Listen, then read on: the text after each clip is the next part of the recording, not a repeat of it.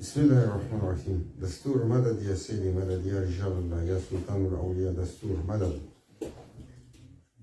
شيخ محمد نازم الحقاني. دستور مدد يا صاحب الإمداد كتب متسارف مدد الحق شيخ محمد هشام كباني. أطيعوا الله أطيعوا الرسول وأولي الأمر منكم. Louange au Seigneur des mondes qui nous a honorés d'être ensemble. À Allah appartient toute grandeur, toute puissance et toute réalité. We are only weak servants trying to be on the way of suluk, the quest. Nous essayons d'être sur le chemin de la quête pour suivre le chemin tracé par Sayyidina Muhammad Abdel Salam.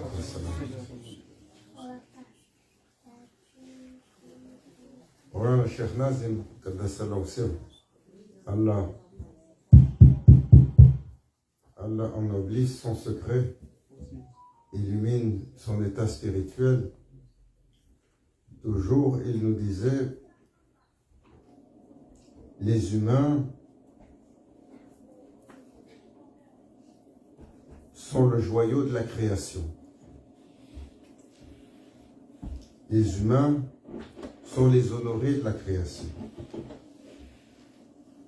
Mais les humains, soumis à une épreuve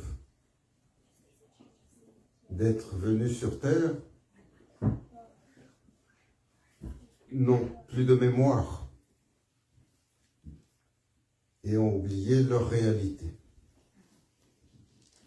Mais Allah Azzawajal les a dotés tous et chacun d'une capacité de réflexion,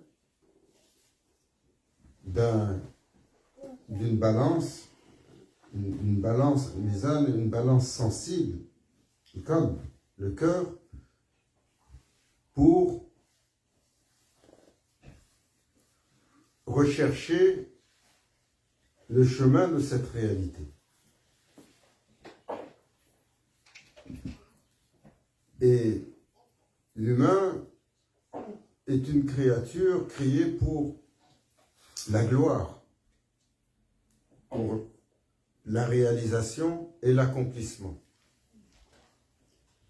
Et si l'humain ne déploie pas cela dans la gloire chez Allah, dans la réalisation et l'accomplissement chez Allah, il le déploie partout ailleurs.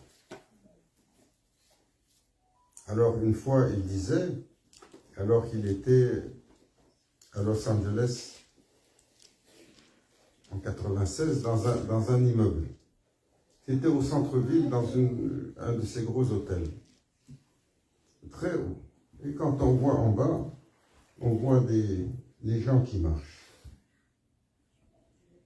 Il disait, si quelqu'un il vient de l'espace et il voit ces immeubles gigantesques, il pose la question, qui a construit ces immeubles?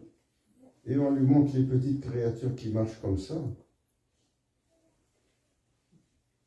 Et c'est incroyable. Si vous allez au centre-ville ici, où que vous ayez, vous regardez les structures que les humains sont capables d'élaborer. Il disait ça indique le potentiel de cette créature. Allah a mis comme potentiel dans cette créature qu'il est capable d'accomplir des choses aussi grandes. Mais l'accomplissement dans la grandeur, son but et de s'élever dans la couronne de l'accomplissement chez Allah. Et dès que nous oublions cela, toute la puissance de l'humain, toute la himma de l'humain, se tourne pour accomplir des choses étranges, des choses matérielles, des choses inutiles, parfois des choses futiles.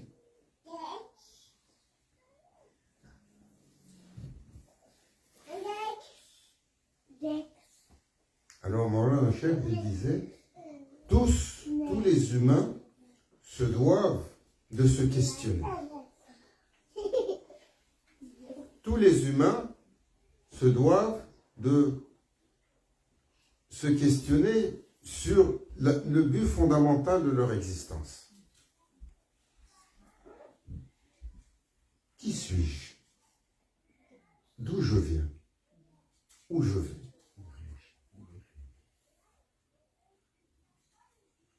Et les humains ont dépensé tellement de temps, tellement d'efforts, tellement de connaissances pour toutes sortes de choses.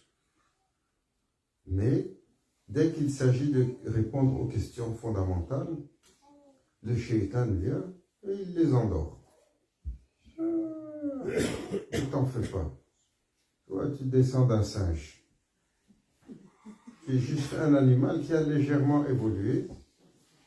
Continue à manger des fruits jusqu'à ce que vienne le temps de retourner à la poussière. C'est assez pour toi. Un autre, il dit non, non, non, non. Toi, tu es un singe qui est dans la jungle. Alors, dans la jungle, il faut que tu te battes pour être le plus fort et le meilleur. Sinon, si tu ne te bats pas pour te défendre, l'autre, il te mange.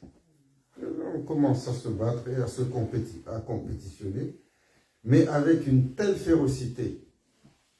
Parce que jamais vous avez vu les singes massacrer leurs semblables. Jamais vous avez vu les singes comploter pour pouvoir prendre le bien des autres. Jamais vous avez vu les singes élaborer des scénarios pour fabriquer des choses capables d'anéantir intégralement la forêt ou la planète, mais la forêt dans laquelle ils vivent. L'humain, à cause de son potentiel, lorsqu'il a un comportement primaire, son potentiel se met au service de ce comportement primaire. Et il est à mesure de faire des choses terribles. Et l'histoire est là pour nous rappeler cela. Allah Azza wa Jal adresse dans le Saint-Coran les humains avec beaucoup de rappels sur les peuples anciens. Les peuples de Ram, les peuples de Tamoud, les peuples de Sayyidina Hud, les peuples de Sayyidina Lut, les peuples de Sayyidina Ibrahim, les peuples qui ont vécu sous Namrod, les peuples qui ont vécu sous Karun, les peuples qui ont vécu sous Bukhtanasr. Tous les peuples, Allah Azza wa Jal raconte leur histoire pour dire aux humains, prenez une leçon. Prenez une leçon de ne pas faire comme ceux qui vous ont précédés, car perpétuellement, vous continuez à faire les mêmes erreurs parce que vous êtes fait du même matériau.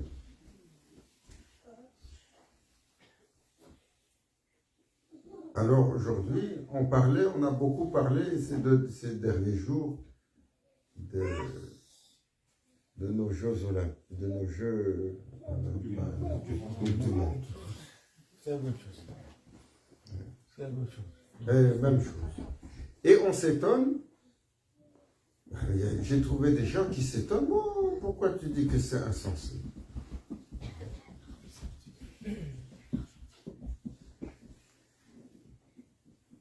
C'est insensé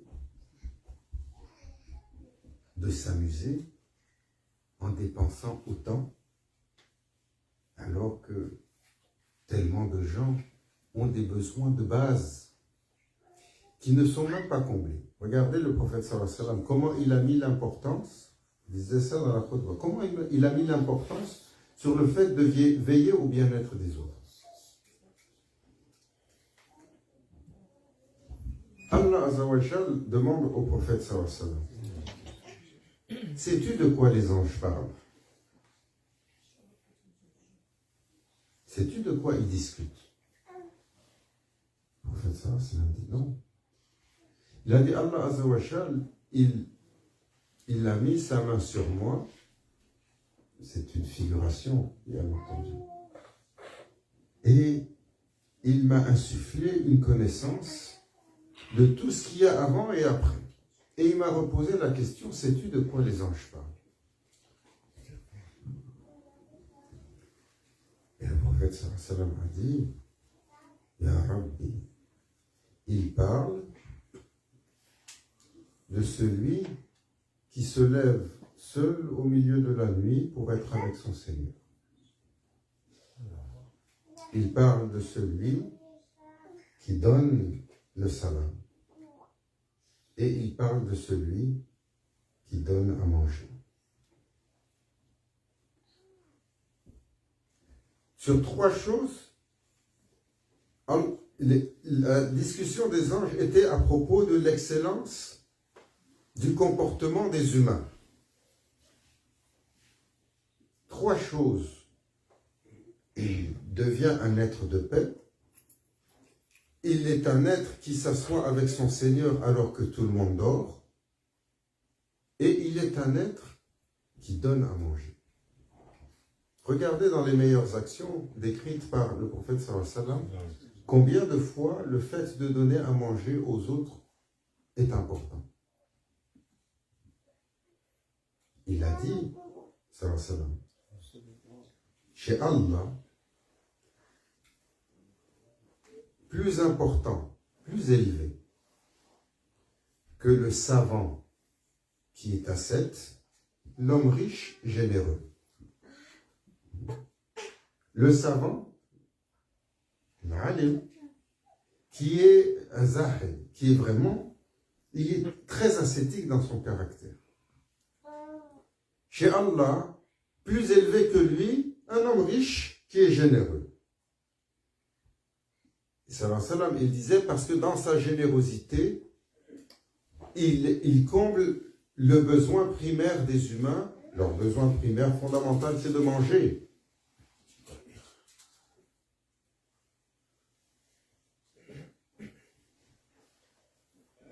Alors, lorsqu'on dit, mais c'est insensé de dépenser autant alors que le besoin primaire de millions de gens, de centaines de millions de gens, il n'est pas comblé. Ils sont en train de mourir de faim. Et vous dépensez le produit national brut de plusieurs pays juste pour vous amuser quelques semaines et faire plaisir aux gens. Et il n'y a pas un jugement dans l'esprit de nos dirigeants, de nos savants pour dire mais c'est insensé de faire une telle chose.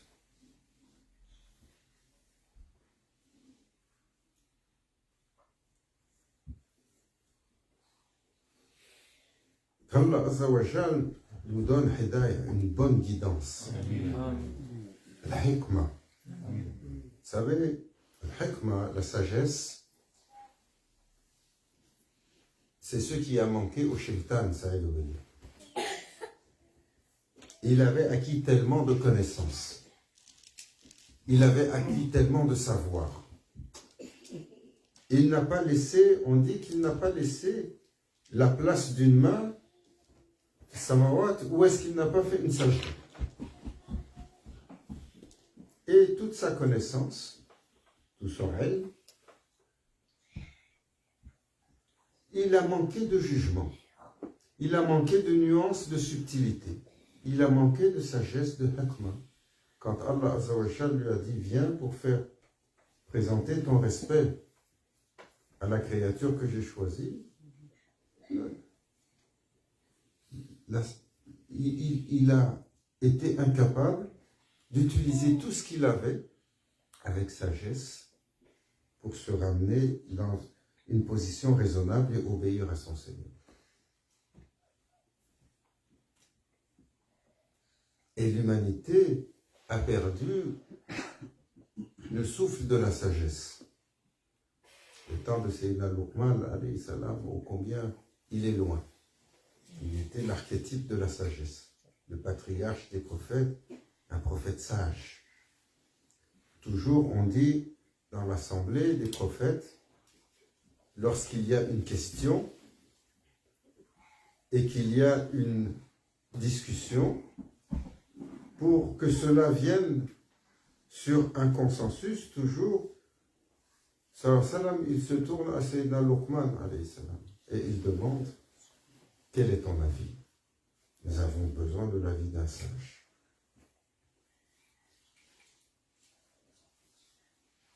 Al-Hikmah, cette sagesse qui nous fait autant défaut aujourd'hui.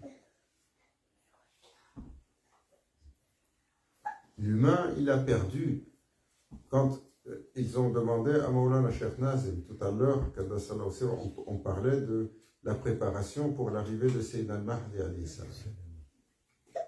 Et quelqu'un lui a posé la question, il a dit, ya Cheikh, tu dis qu'il va y avoir une grande guerre, et tellement de gens vont mourir.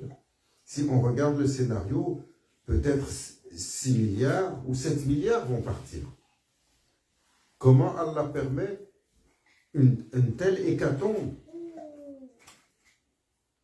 Il a dit parce que quand la corruption est rentrée au niveau fondamental des humains, par rapport à ce qui est essentiel, ils ne sont même plus récupérables.